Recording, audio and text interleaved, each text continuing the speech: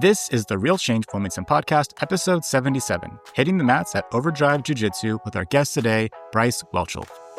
When things come down to the wire, like, in a self-defense situation or the sport aspect, you have to kick your body in overdrive to achieve your goal or achieve a victory, like a victory in a sport or in the street. Like, your life could be on the line. You got to go into overdrive. Do what you got to do to make it back home to your family. Do what you got to do to win a sport match. What is going on, everyone? This is your host of the Real Change Wilmington Podcast, Dustin Pierce. Real Change is a positive, constructive, and lighthearted source of local news, events, and resources. On our podcast, we interview leaders of local organizations to help squash rumors and encourage a greater sense of pride in our community. We have a great episode for you today with my friend Bryce Whelchel, who is the founder of Overdrive Jiu-Jitsu, along with his wife Kerrie and other instructor Hannah Parks. Overdrive meets multiple days a week at Vital Fitness in Wilmington, which is on the corner of Lowe's Drive and Prairie Avenue. They offer a wide variety of classes for men, women, and children, plus classes that are in the traditional martial arts uniform known as the gi, and classes that you can just wear your normal gym clothes to. I've been training with Bryce the past few months, and a few things that I like most about Overdrive is that its location. So I work out at Vital Fitness, and I appreciate that I don't have to drive 45 minutes there and back to take classes in places like Beaver Creek or Westchester. I also like Bryce and Kerrie as instructors. They're very knowledgeable, care about their students, and are honestly a bit nerdy at times, which is great because there's not a lot of ego. They're just very welcoming. And piggybacking off of that, on the podcast, Bryce mentions that Overdrive is made up of over 60% women, which he's never seen before, and they even have their own class known as GLOW, which stands for Grappling Ladies of Wilmington. Last thing I'll say about Overdrive is that I also love the people who take classes along with me. Everyone there is trying to learn. Everyone has to either get up and go to work or school the next day, so no one's trying to kill each other. We just want to have a good time and learn jiu-jitsu. So if you are living in Wilmington and ever wanted to try jiu-jitsu, I highly recommend Overdrive. With that, let's bring in our guest and get this podcast started. Bryce Whelchel. That's correct. Welcome to the podcast. So Bryce is one of the instructors and founders of Overdrive Jiu-Jitsu, and you guys meet at Vital Fitness, which is on the corner of Lowe's Drive and Prairie Road in Wilmington. Correct. So before we get into Overdrive, we just like to get started with getting to know you. Where are you from? I'm actually from Dayton, Ohio. So I grew up on the west side of Dayton. I've been there for about 20 years, and then I decided to move out to Wilmington when I to Wilmington College for 4 years. I graduated in 2015. 2015? Okay. Mm-hmm. That's in 2015. How old are you? I'm actually 33 years old. You're younger than me? Yes. I thought you were older. Don't let the hair fool. I'm 35. I think anyone who's taller than me is older than me. Yeah. I like assume that sometimes. I mean, it's counts like you could say 45 with this hairstyle going on I have. So you graduated from Wilmington College in 2015, and then did you stay in the area? I left the area for a few years, and because I moved to Fairborn, and then I moved back to the area around 2018. Okay. Now, what do you do full time for work? I work for a property management company. They have a station out in Hamilton, Ohio right now. I'm just working on building a housing authority from the ground up. So once that project's done, I'll be moving probably to the compliance department, or I'll be moving into property management. Okay. Building a housing, a what? What do you Housing authority. What does that mean? So the housing authority I work with, they have multiple properties in the Cincinnati area through the Section 8 programs or the tax credit programs. So I'm responsible for a 95 to 100% capacity for each property. That's what I've been working on these past couple of years. So you like business development then? Like getting people to rent the spaces or? Correct. Okay. That's pretty cool. Mm-hmm. So 2015, you graduated went to college. What was your degree in? Sport management. Then I decided to go to graduate school and pursue my master's in business administration. I started that in 2017 and I finished it 2020. Was it also at Wilmington College? It was online through Southern New Hampshire University, so I could still work. Okay. Full time. And then what brought you back to Wilmington? And when was that? It was pretty much Kerrie when I started dating her, and I moved back to Wilmington the following year. And then we got married in 2022. Okay. And it's been quite the ride since then because I got her into jiu-jitsu around 2017, and then she's fell in love with it since then. That's how you guys met, was jiu-jitsu then? Oh, no, she went to Wilmington College as well. We were actually in the same graduating class. I think she was a non-traditional student, so she was a little older when I first met her. Yeah, you talk about that a lot at jiu-jitsu. Yes. I think she was 27 at the time when I first met her. Okay, And then we just lost contact after a few years and then reconnected, and here we are. nice. So you guys met at Wilmington College. How did you guys meet there? We was working in the same store on the lower floor of the Pile Center, and then that's because she was one of our leads, and then we just hit it off since then. Mm. When did you guys first start doing jiu-jitsu at? I first started at a school in Dayton, Ohio, in 2016, and then I moved on to a different school in the Dayton area around 2018. She started in a school at Fairmont, Ohio. That's how I got her into it. Then we both went to the same school in 2018 in the Dayton area. And then after so long, we spent about 7 years there. And then we found Roberta in the interim. We joined Professor Roberta Crush-Klein in 2023. So you graduated from college in 2015, but you started jiu-jitsu a year after that in 2016? Correct. I've always wanted to get into martial arts. There was really nothing around my area. But when I lived in the Dayton area, then I found the school and then I joined that school. So it's been quite the ride. Okay. So you and Kerrie were dating and then you got into jiu-jitsu yourself and then you got her involved into it? We weren't dating until 2017. I started in 2016. Okay. Right. So then I started jiu-jitsu, and then a year later I got her into it. Okay. She's pretty into it seems like. Yeah, now she is. Like, she's not the competitor. I am. So do you guys have kids? She has 4 of her own. I don't have any of my own, but I guess they count because they're stepchildren for me. Yeah. Are they like living in the house still? Are they older? They're all older. They're all out on their own at this point. Kerrie actually lost her daughter in 2019. The youngest is actually 14 now, so he'll be he just started high school this year, so he'll be out on his own here pretty soon. Just 4 short years, it's gonna go by. And her middle child is still in the household. He works for USPS now. Okay. So it's kind of like the mailman in the Springboro area. Nice. It's a good gig. Mm-hmm. So do you teach jiu-jitsu like 6 days a week, right? Or 5. And then like multiple times. Sometimes multiple times during the day. Yeah. Usually that's Fridays at 2 different periods. Usually morning and afternoon, of course. But I'm looking to do Friday nights instead of Friday afternoon. So I want to have some time to train between and then also my actual job during the day. Since I've had to work so many Fridays in between. What do you do for hobbies outside of jiu-jitsu? Video games when I can. Okay. But of course, being older now, I don't get to play them like I used to. Yeah. Other than that, it's just a lot of yoga too. I've been doing that for the past 4 years, which has helped my longevity of jiu-jitsu in of itself. I don't think would have lasted this long if I didn't take up yoga. Yeah, like stretching your muscles out for sure. Yeah. Do you do yoga by yourself or do you go somewhere to train? I do it by myself, yes.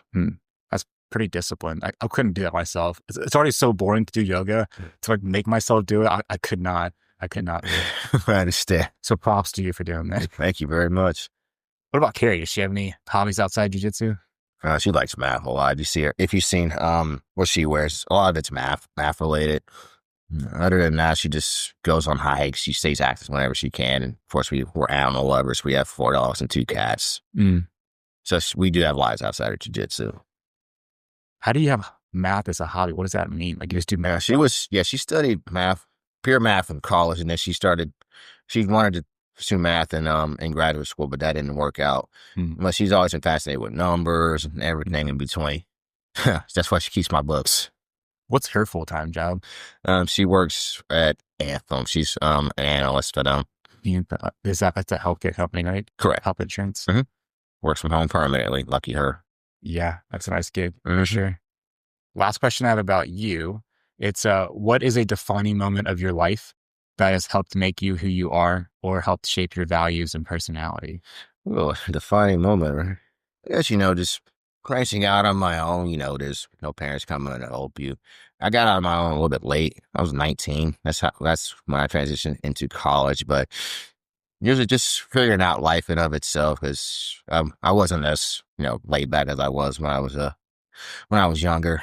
So I resolved myself, just work hard, treat people right, especially in my older years, and really just trying to be a good person, do the right thing. So you're more high strung when you're younger. Very high strung, very volatile. Didn't have really temperamental, but I think that's what jiu-jitsu helped me with is the discipline and working out and really calming myself down. You're pretty chill, like a pretty chill dude. Yeah. Like skill with jiu-jitsu, but like very chill about it, which is nice. Right. I'm like, I think it's just, I could see the opposite. Like I was a polar opposite younger now, how I am now. It's just, it's like night and day for me. And I'm very proud of myself, but there's always room for improvement, which I seek every single day. Yeah. Cool. Well, we're going to get into Overdrive now. So how did Overdrive get started? I've actually been talking with Amy about trying to get jiu-jitsu in Vital for at least 2-3 years at this point. It was like a collective idea. Like, I was like, could I do it myself? And then there was really no Brazilian jiu-jitsu in Wilmington until we came along. So I'm like, I'll try to set it up here, see what happens here. I was only a blue belt at the time. Like, I think barely just got my blue belt. Oh, wow. She brought it a year ago or a few years ago. I think 2020. I think she's brought up as early as 2022. Okay. Because you're a purple belt now, right? Purple belt, yeah. I just got it on my birthday. Nice. That's a pretty good present, I would assume. Yeah, so we talked about it, just kept my nose down, kept on the grind, just kept going. And then once I was getting towards the end of blue belt, that's when we started really shaping things, I was already looking into mats. I was talking to Professor Roberta about starting up jiu-jitsu in Wilmington. She gave her approval, of course, and it's just been a wild ride since then. Just paying everything out of pocket, no loans. Like it's a lot of the startup stuff. I'm really fortunate to have the network I do around Wilmington. It's been really, really helpful. It's paid dividends. Now it is time that I start getting back to it. So Amy is the owner of Vital Fitness. Does she charge you the rent then for the space? Yes. And I'm very fortunate that we worked out a great deal to where we can stay there for the next 3 to 5 years, maybe even longer if we're fortunate enough to have that opportunity. Yeah. So kind of going back a little bit, you talked about you started in jiu-jitsu in 2016. What was your jiu-jitsu journey like, getting your different belts? Because you started at white belt, then you get blue, now you're purple, right? Yes, and I'm working towards the brown and black as we speak. It's been quite a turmoil. I started at school in Dayton, and then I transferred schools in between in 2018 and 2017. Then that school shut down. Then we went to another in Dayton. So from white to blue, it took almost 5 years for me, and then it took about another 4 after that, between a couple of schools and a couple of professors in between. So it helped me learn that it's a marathon, not a sprint. But it wasn't until I joined up with Roberta that I realized that I really need to know what I'm doing before I get to the next belt. And I think she's really helped me reinvent myself and my jiu-jitsu in of itself, because I wasn't even winning a lot of matches consistently in tournaments until I joined her. So I can tell you how much of a change she's brought upon me. She's been a breath of fresh air for myself and for Kerrie. Where were you competing at during this time? I was competing on local circuits and sometimes out of state, between the American Grappling Federation, IBJJF, and North American Grappling Association. So I've been pretty versatile in where I compete at. Have you ever competed at the Arnold? Once. When I first, it was 2018, I think I competed at the last. So it's been about 7 years. It's a madhouse. I only competed in one division, and I didn't go until about 4:00 p.m. and I got there at 7. Yeah, there's tons of people there. 2,000 competitors. Would you do it again? Probably. Really? I was thinking about the one this upcoming year, maybe, or 2027. Do you have a competition plan coming up? I do. The International Brazilian Jiu-Jitsu Federation, or the IBJJF in Indianapolis. That'll be the same weekend as the Arnold this coming year, so that will be March 7th. Do you know ahead of time who you compete against, or you just go and show up and? Well, there's a roster online. Shows who's currently registered and paid for. Of course, those brackets could grow over time, or they could stay the same, or they can sometimes shrink. Depends on the weight class, depends on the age group, which would be, in my case, 30 years old and up. Before we go further with that, I had a question about what was your experience like working with Amy, who owns Vital? It's been great. She's very accommodating, very flexible. I just try to do right by her and her staff, treat them with the utmost respect. If I have any questions, I call her or send her a text immediately. She's always been there. She's very helpful. And I'm very appreciative of Amy. Like, if it wasn't for her, like, Overdrive would not exist. Yeah, she has a great space too, like super clean, 24/7. So like, it's like a Yes. great setup for you guys. Yes, and I can't wait till we get the last sets of mats for 1,000 whole square feet. I can wait because then it's just more warm ups, you know. And True. I, When you're a purple belt, you can start skipping warm ups like I do. okay. So next question is about your strengths. So what would you say your individual unique strengths are in jiu-jitsu? More like your like we talked about this morning, kind of like you kind of hone in on a certain skill after a certain belt. Like, what's your game like? My game, like I said, I'm the sweeps guy, really. That's where my strength lies. I'll set you up, get you off balance, and force you on your back and get myself on top every time. Because I don't hunt submissions a lot from the bottom. Most of my submissions do come from the top. Whether it's from a closed guard, some sort of open guard, or different advanced guards. I'm always looking for the sweep. Backup plan is probably try to take your back. So a sweep would mean like what exactly? Just It usually comes knocking from them on their feet? Yeah, it How usually they come back? comes from a guard position. So I'm on the bottom, you're on the top. I knock you down, put you on your back, and I end up on top. Oh, okay. That's usually my goal, my first goal, if I'm on the bottom. Is that because like the element of like surprise, like you're Yeah, I want to get on top and stay there. Because if I'm on the bottom, somebody might pass my guard eventually. Like, it's burns a lot of energy being on the bottom versus being on the top. Yeah. Remember on Wednesday's class, Steve, Yes. bigger guy, Mhm. he was on top. He was just like laying on me, and I'm like, this is terrible. I'm like getting worn out by just him just being on top of me, not doing anything but just laying weight on me. Yeah, staying active on the top is also important, but you can also take your time, as you well know, as Yeah. I well know. Then I go to the next position. Then I can work to submit you.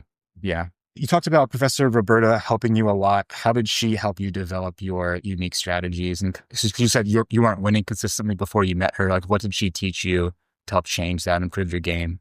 Right. She's very meticulous, very detailed. She tells you what to do, but she tells you why you need to do it in a certain way.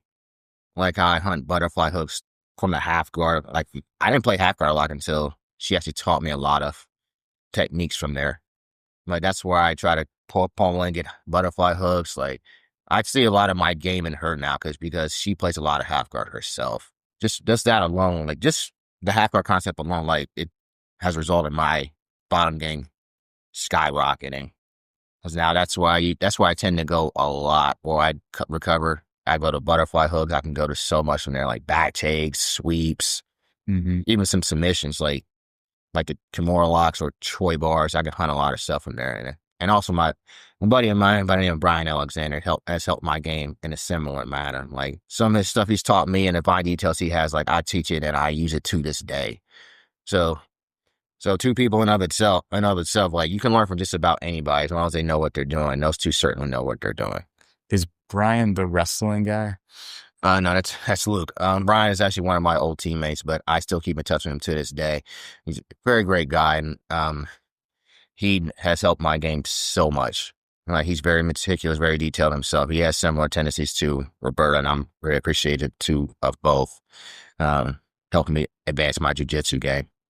So half guard is like, for people who don't know, guard is when you're on your back, right? Full close guard, yes. But half guard is when you kind of turn to the side a bit and then have your knee up. If that's you're controlling half of their body, like one head, one leg, one side of the body, one arm, typically. Yeah. Yes. Why do you feel like that's better for you? For me, like, if I'm in versus closed guard, one thing I have to do if I have to want to sweep somebody or submit somebody, I have to open my legs anyway. So I must have placed some sort of open, because you may notice, like, I don't close my feet a lot anymore because of that. Like, half guard, like, if there's so much you can do from there. It took me about a year to realize this. Versus closed guard, I feel pretty limited at times. If I just keep my legs closed, like, it's good for self-defense, of course, because you break them down, control the distance, and manage it. But again, to get to your feet or sweep, you have to open your legs anyway. Yeah, I can see that. You were showing like us this morning how you were in your half guard and then you like scooped the legs out and like flip someone over, right? Right. The more you can do. Yeah. Doing escapes and then creating that space and pulling your foot to the inside, collecting an arm and then sweeping overhead, right? Just things like that. Just small things like that can help you so much in the long term. Yeah. My next question is, can you share maybe one of the most memorable stories you have of a competition? Whether you won or you lost. One of the most memorable. Uh-huh. I think recently back when I competed at the American Grappling Federation in Pittsburgh. I think that was over the winter actually. It's not only did I get a double gold medal in Nogi, which that is a style I don't train as much. Not only that, I won a team award by myself for Roberta. Like I was kind of shocked because I almost called her. I was like, "How did this happen?" Because I don't train this that much. But Yeah. it was like one of the most dominant runs I had in doing a Nogi tournament. Because again, like I don't train Nogi a lot, Yeah. but I was that right there. Like just her teaching and developing my Nogi game, it's skyrocketed so much. It's like when you perform like that, it's just um quite a shock in of itself. Like, 'cause when it comes to tournaments, like I have low expectations. Like I don't go in expecting to win everything. Like if I lose, okay, who cares? Yeah. That's how I view it. But things like that where you win by so many points, you submit somebody, comes as a pleasant surprise. Yeah.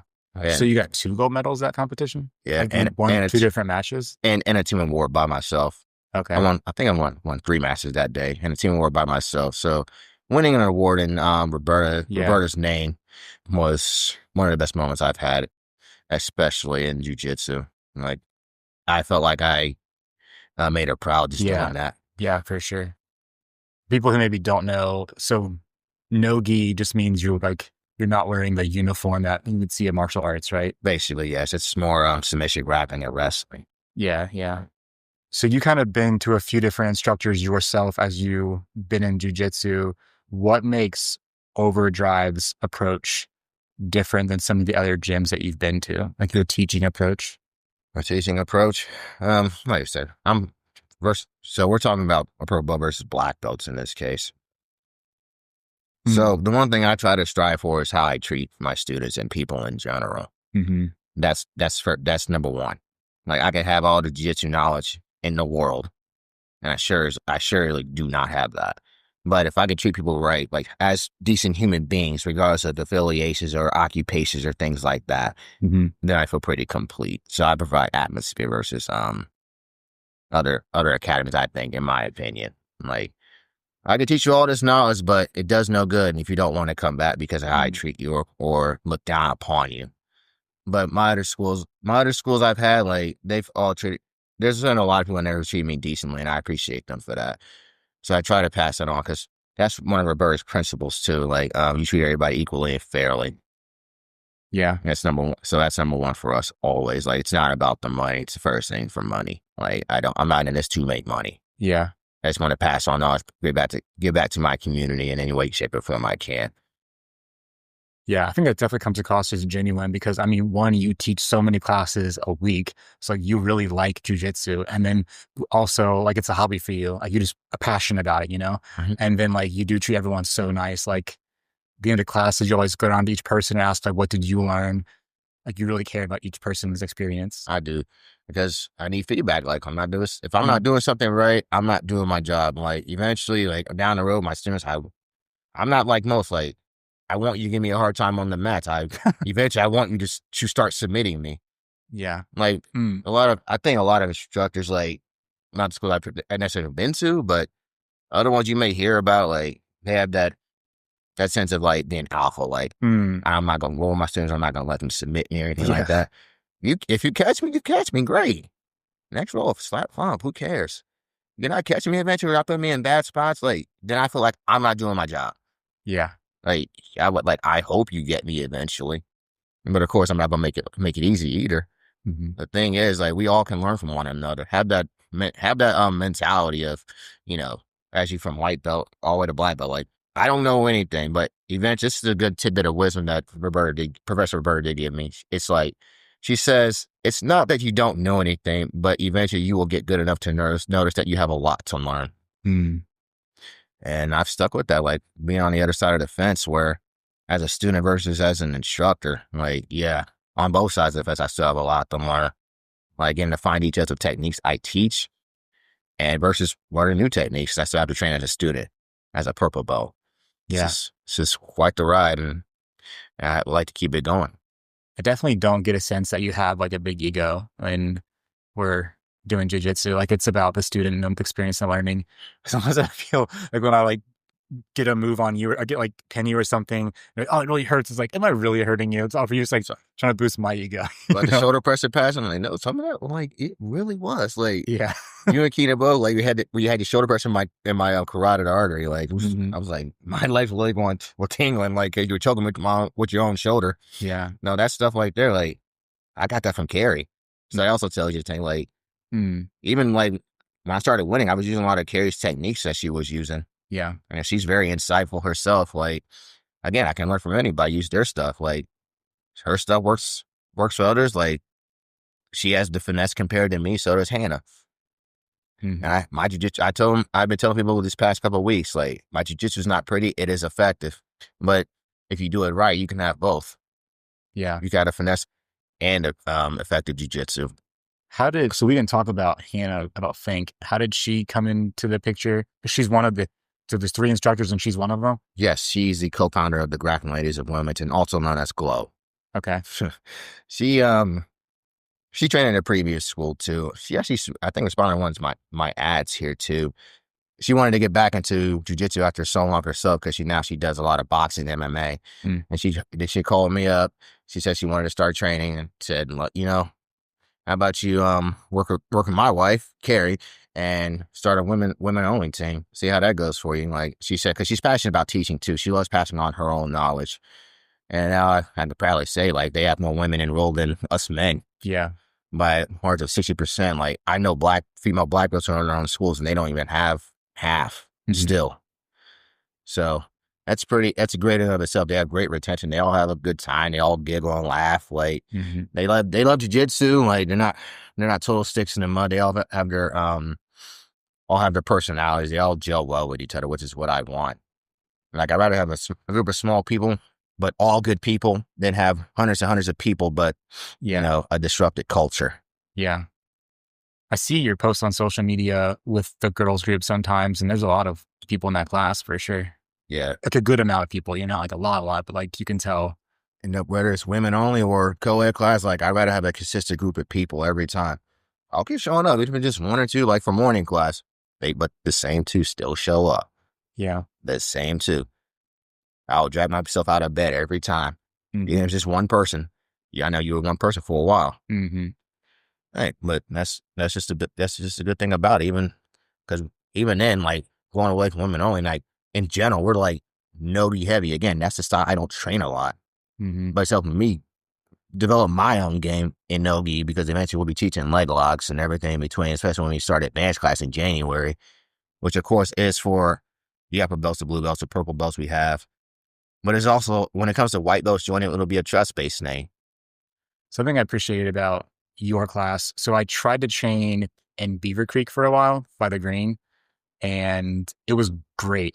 But one, it was far away. Like driving 45 minutes there and then back, and then a 45-minute class too. It was just like a lot of commitment of time. So it's good that you're local, but also like they had a lot of young people, a lot of really like strong people. So like you would constantly just get your butt whipped, whereas like yours, at least our like group here, different age groups, different like people just starting out. So it's a lot easier to learn that way. I feel like it's not as intimidating. It's enjoyable. Yes. And touch on that, it's another fun fact. Most of our students are like, we're all over 30 years old. Most of us are. I think we only have like 4 or 5 who are in their 20s. As also, that helps us calm down a lot. Yeah. Helps me calm down a lot. Not that I already wasn't, but still, like, of course, like, a grappler in their 20s, even white belts, like, I don't prefer to go roll against a white belt who's gonna be like Speedy Gonzalez. Yeah. That's why I like the gi more. I can slow people down. Yeah. Which is great, but it helps you focus more on technique. I think having the older age group has really helped me with that too. We can teach the younger students like to use more leverage, because we have to be mindful, because we can't be hurt. Like, we all have jobs. We all have to go to work the next morning, unfortunately. But it happens. Like, I'm glad we have a good group of people right now. Yeah. My next question is about the challenges. So what were some of the initial challenges of getting Overdrive up and running, and how have you overcome these and grown? Just really the startup, really. Just had to put my nose down and really work a lot of hours to get the money to get the equipment. And course, it has paid off. Like, it's now I'm realizing, like, even though with a master's in business administration, like, it's not always simple because the program I studied, it teaches you the components of a business. It doesn't really teach you how to run one, of course. And of course, I think the other thing is winning over Kerrie's support, because she wasn't really into like, this may not happen because, maybe location is one of them. That's always a good factor to bring in. But as time went on, like, she really warmed up to the idea. I think it was just winning people over. Yeah. It was like, does this really work, or will this pay off, or just getting people to start in general. Takes a lot of marketing, a lot of advertising, a lot of hours.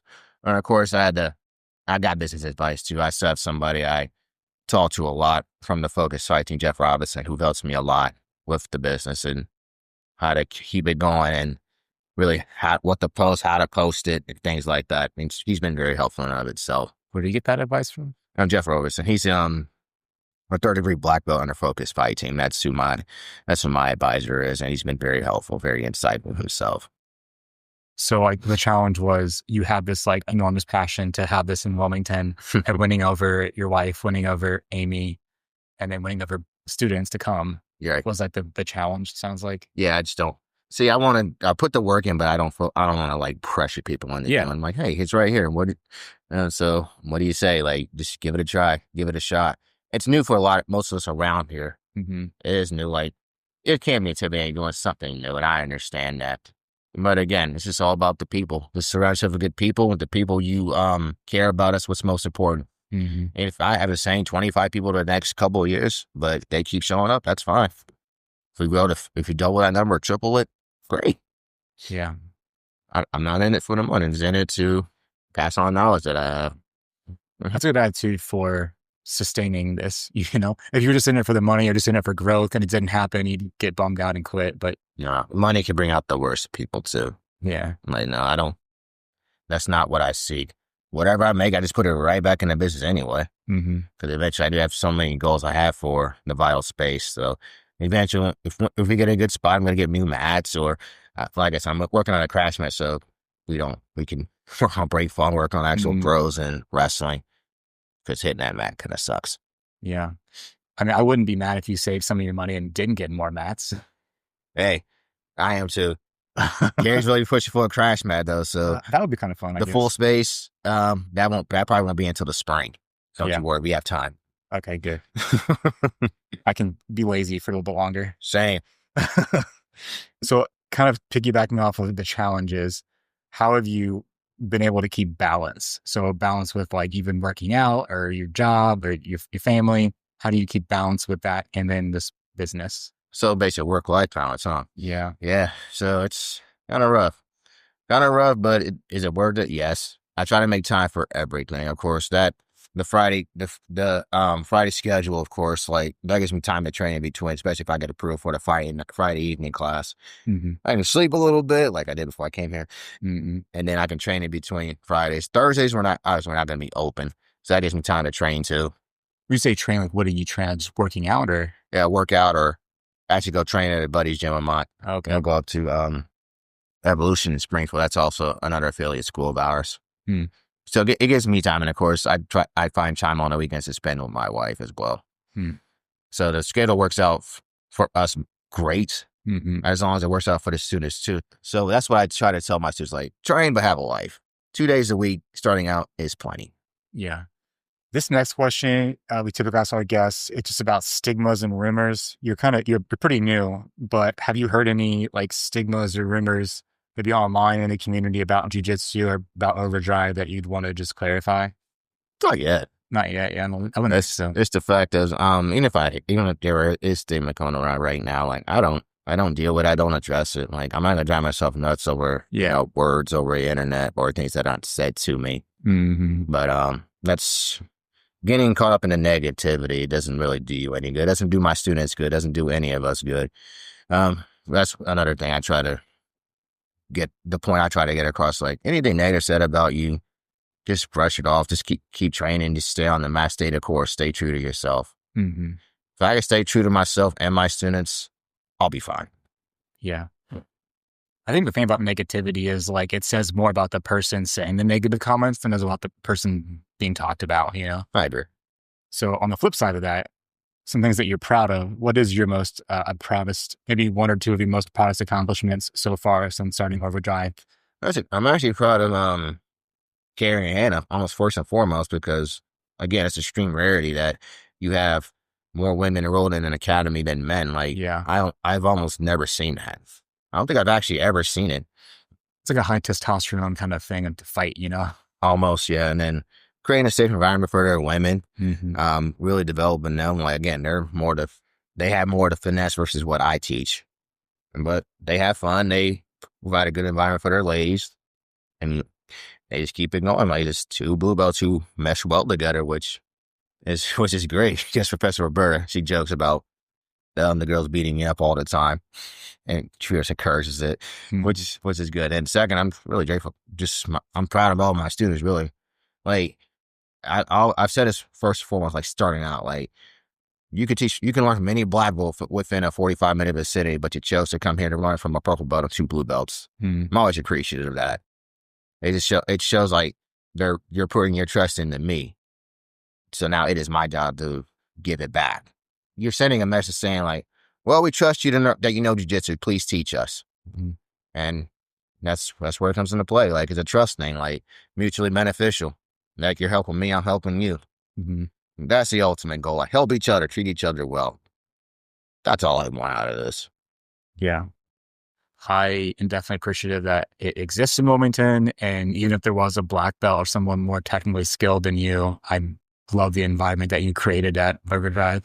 So I'll keep coming back. All right. I'm glad to hear that, man. It's just, been a heck of a 3 months so far, and on to the next 3 and the next 3 after that, and the next 3 after that. And hopefully, 2 years time, I have a couple color belts amongst you. Yeah. So you've only been open for 3 months.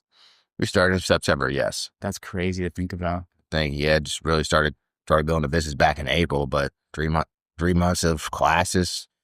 It's kind of insane. Like you've all been, we've done so much already, and I'm actually very proud of us.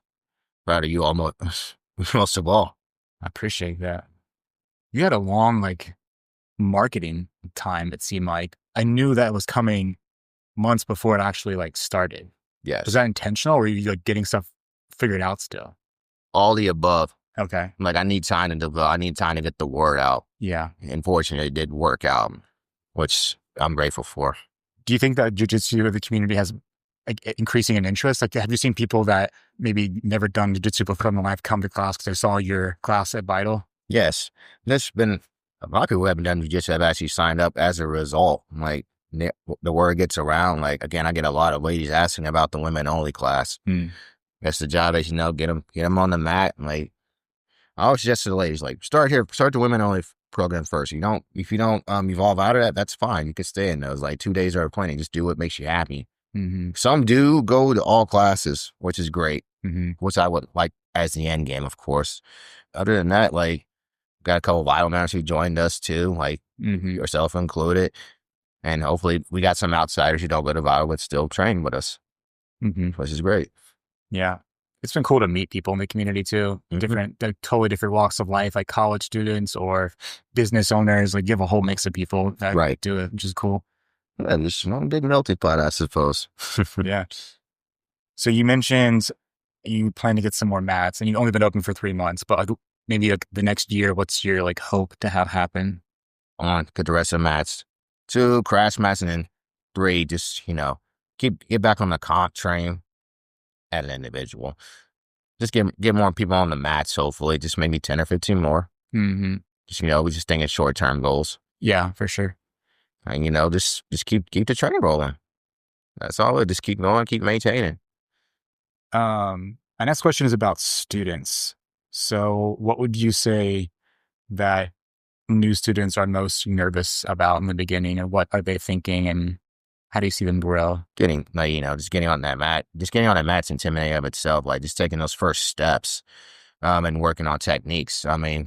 We've all been there. We all started out as beginners and novices. It's again, doing something new. work on the body mechanics that are involved in jiu-jitsu. Like we had a couple saying like, well, I can't get it this way. That's where we just go modify to somebody. There's a way to do it for everybody. Some aren't gonna be the most flexible starting out. Yeah. Some have issues maybe with shoulders, knees, limited mobility. So that's why with certain techniques, I try to teach to like, okay, you can do it this way. You can't do it this way. Okay, do it this way. Yeah, that's good for people to know too, because there are some people in the class, even myself included, who are not very flexible, but like you still make it work. Right. Still able to make things happen. That's exactly what I want out of people. Like do what's going to work for you. Yeah. Anything else that you want to kind of share about Overdrive? I have a few more questions, but just about your journey or the offerings. I don't think I have anything else I like to share. Like I said, it's been a heck of a journey, and then, hopefully I can bring some major titles to Overdrive, Pan American Championship, maybe. World title would be nice. That's light years down the road. So is Overdrive your like a new thing, or is that what Professor Roberta's gym is called, Overdrive? So that's a new thing. Her association we've developed is the Roberta Crush Pine Association. So I'm one of two schools directly underneath her. Okay. We're just a branch of Focus Fight Team in of itself, but we answer directly to Roberta. Okay. How did you get the name Overdrive? Because I wasn't that creative. Okay. No, I think in a way. Sometimes. I think in a way, like I said, I think self-defense, training, sport, practice are like when things come down to the wire, like, in a self-defense situation or the sport aspect, you have to kick your body into overdrive to achieve your goal or achieve a victory. Yeah. Like a victory in the sport or in the street, like your life could be on the line. You got to go into overdrive to not get do what you got to do. Yeah. To make it back home to your family. Do what you got to do to win a sport match. That's good. Yeah. That's pretty creative. I mean, it's a good meaning behind it. Yeah. That I kind of had to make up when I came up with the name. That's that too. And then of course, overall, it's an art. It's just an art. That's all it is. Yeah. That's awesome. So a few more ending questions. These are just some general things about the community. Why is what you do important for our community, and what keeps you passionate? I think what I do is important. Like we all need self-defense. We all need maybe an hour or two away from the real world, quote unquote. Like there's so much that goes on in the world right now.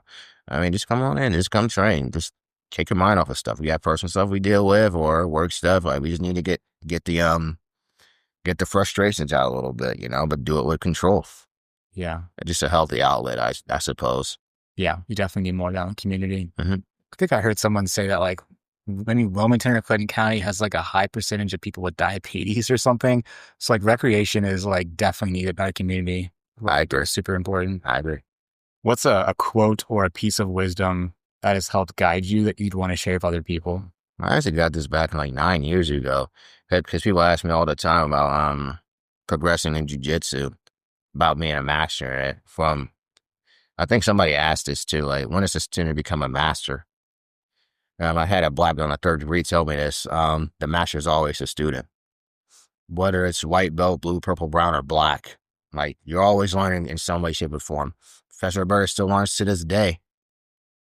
Like, just always develop your game. Like, the leg lock concepts, like, these are just now taking off, like, around the COVID area, like, when it really started taking on getting popular. Like, I had to still learn leg locks as a purple belt. It really didn't take till, my buddy Brian and Kerrie doing them and Professor Roberta for me to, like, take them seriously.